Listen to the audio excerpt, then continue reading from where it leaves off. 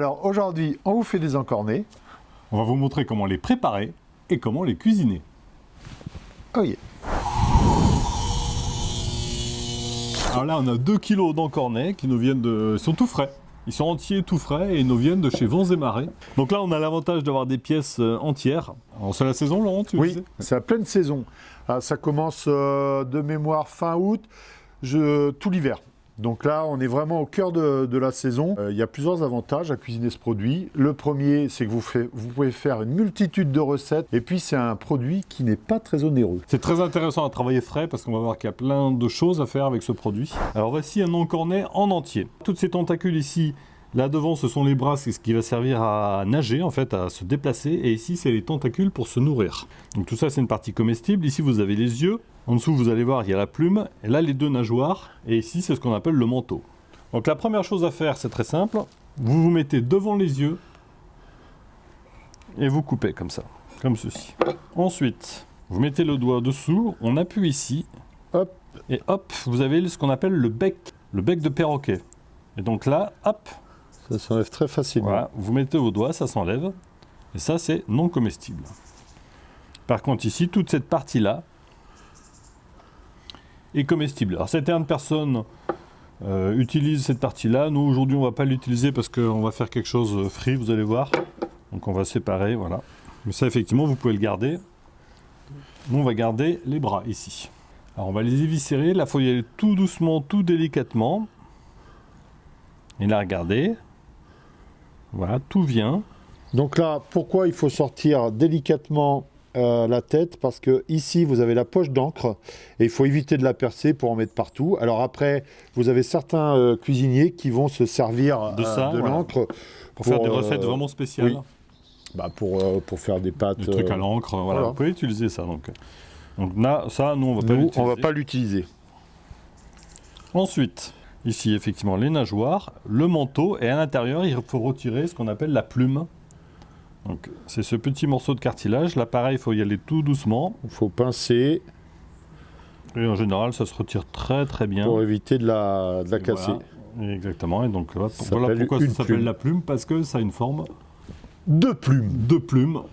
Restons logiques. La plume ne se consomme pas. Si vous voulez farcir un encornet, il faut bien le rincer parce que ça peut contenir du sable, donc vous pouvez le farcir comme ceci. En général, on peut retirer les nageoires parce que les nageoires sont comestibles mais peuvent se cuisiner à côté. Donc vous prenez les 2 nageoires comme ceci. Vous passez votre doigt dessous. Vous pincez. Vous passez les doigts dessous. Voilà. Comme ceci. Et puis là, vous décollez. Et vous tirez. Vous vous retrouvez donc avec le manteau,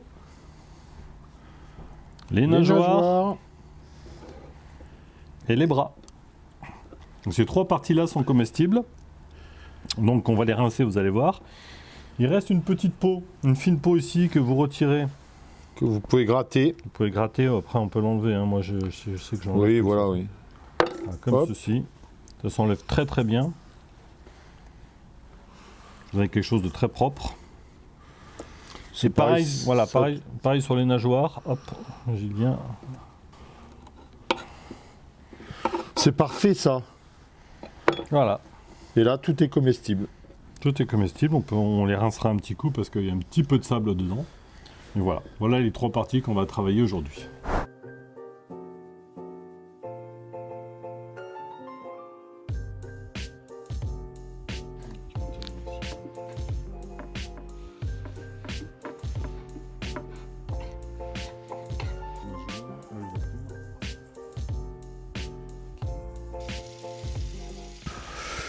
Alors voilà, il faut bien les rincer. Nous, on a bien rincé tout proprement là.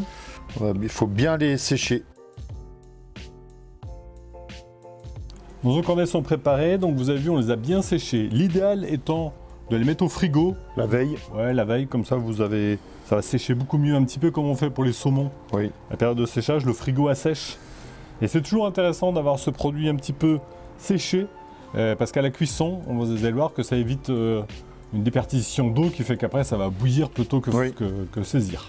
Donc il y a plein de façons de faire des encornets. Bah là, effectivement, quand vous avez des beaux encornets, vous pouvez faire une préparation et les farcir. Donc ça, tout simplement.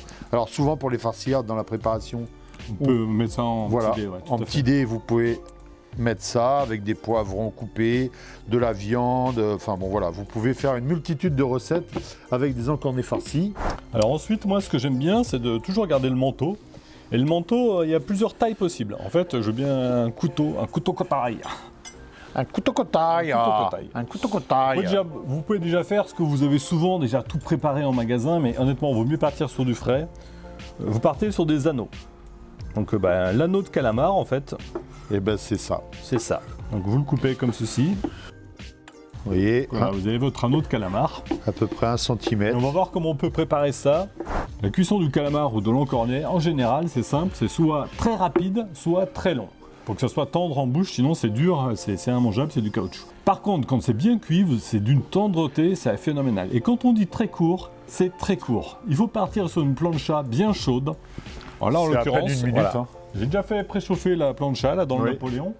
Elle est bien chaude. On va mettre un tout petit peu d'huile neutre. Et on va les faire, vous allez voir, on va juste les lancer dedans, un petit peu de piment d'Espelette. Alors ce qui est important, c'est de partir sur de toutes petites quantités. Pourquoi? Parce que si vous mettez trop de calamar, ça va faire trop d'eau sur votre plancha. Du coup, vous voyez, je vais partir sur une petite poignée. Et donc là, on va rester, c'est environ 1 minute. Hein, pour vous donner un ordre d'idée. Ça sent déjà bon. Ouais. Vous voyez, là, je suis à peu près, allez, je suis à 40 secondes. Voilà, pour moi, c'est bon. C'est très très rapide. Et le fait effectivement de mettre une petite quantité, bah, vous n'avez pas d'eau. Il n'y a pas d'eau. Voilà. Aussi simple. Et là, moi, je fais piment d'Espelette, un petit peu de sel. Oh, tu peux mettre un petit peu de zeste de citron pour le fun. Ça, à l'apéro, tu vas goûter, Laurent, tu vas voir. Pour une fois. Non. À chaque fois, les gens vont dire, vous trouvez ça délicieux. T'as vu la tendreté? Ouais. Je vous jure, ça fond dans la bouche. Je sors de table, hein, pourtant. Voilà. Mais là, Vous avez aucune sensation de caoutchouc. ah non. Ça fond dans la bouche, c'est un truc fondant, quoi. C'est un truc de malade. Hein. Le petit kick du piment d'Espelette et du zeste, là. Donc voilà, première façon de faire les chipirons. Alors franchement, on a mis quoi, 5 minutes Ouais. à faire les calamars. Il n'y a rien de plus simple. Et puis ça m'a pris moins d'1 minute à la plancha. Piment d'Espelette, citron. Alors effectivement, on vous prépare ça au barbecue. Pas de barbecue, bah, une poêle bien chaude et puis Ouais. vous faites le même travail. Mais vraiment bien chaude et Oui. pas de grosse quantité. Vraiment le risque dans Oui, ce truc-là, oui. c'est les gens qui font tout leur Qui, truc. qui et mettent de balancent tout. Voilà. Du coup, ça fait de l'eau et ça bout. Et c'est pas bon et c'est pas bon, caoutchouteux. c'est caoutchouteux. Donc franchement, comme on vous a montré une poignée, vous le faites 4-5 fois. Et je fais le gourmand. Et sorti de la plancha, vous salez piment d'Espelette. C'est bon, hein? Ils sont frais, c'est succulent. Ouais, franchement. Deuxième façon de faire, elle a un petit peu plus travaillé. On va prendre le manteau. Je vais l'entailler d'un côté. Alors, on peut même les rincer comme ça, hein, si vous voulez. Oui. Et là, de fines lamelles. Vraiment très fine, hein. Ah oui, tu vas voir. Vous voyez ce que ça donne en termes de taille. Donc, comme on vous l'a dit, hein, vous mettez pas tout. On va le faire en 2 fois.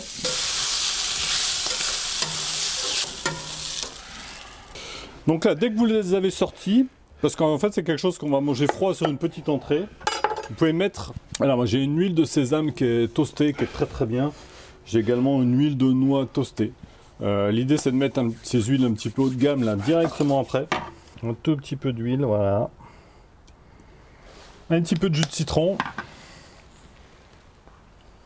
Et un tout petit peu de zeste. Et là vous faites un petit peu comme une salade et vous laissez au frais. Donc voilà, ça on va le laisser au froid, parce qu'on va faire une petite préparation, une petite base. Ça va se manger froid, un petit peu comme une entrée, mais quand même. Mais quand même. Alors oh. ça doit être assez proche hein, de ce qu'on a fait, mais il y a la petite huile. La petite huile de sésame. On arrête tout. La petite huile de sésame est quand même pas mal. On s'arrête là. On a fini. On y va.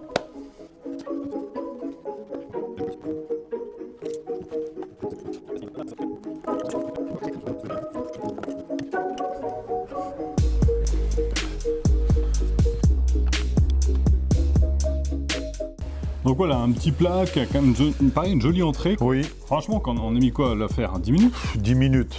Une fois que vous avez vu le premier plat qu'on a fait avec les anneaux, là les lamelles, franchement, vous faites ça dans la foulée. Et ça, c'est très frais en fait. Ouais. Du coup, dernière préparation, vous allez voir, on a allumé la friteuse, on va faire un petit truc frit. Donc, Pour l'apéro aussi. Ouais, pour l'apéro, mais on peut l'agrémenter dans cette assiette d'entrée. Eh bien, Comme ça, c'est ça pour va. ça qu'on a réservé. 2 bols. Là-dedans, tu mets 2 œufs avec du lait Ok. que tu bats. Et ici, maïzena chapelure. On trempe là. Donc là, voilà. Allez. Du coup, j'ai allumé la friteuse sur 190.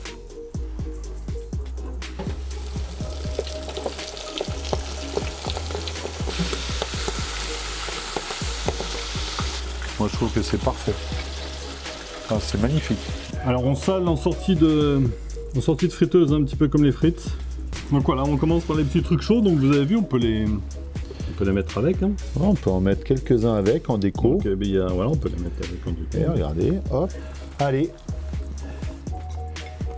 Encore une fois, hein, quand tout est frais, il y a un croustillant qui est top. Hein. Le petit coup de sel à la fin, c'est bien. Mmh, Non, c'est bon. Hein. c'est délicieux. Ça passe bien. Allez, encore la cuisson.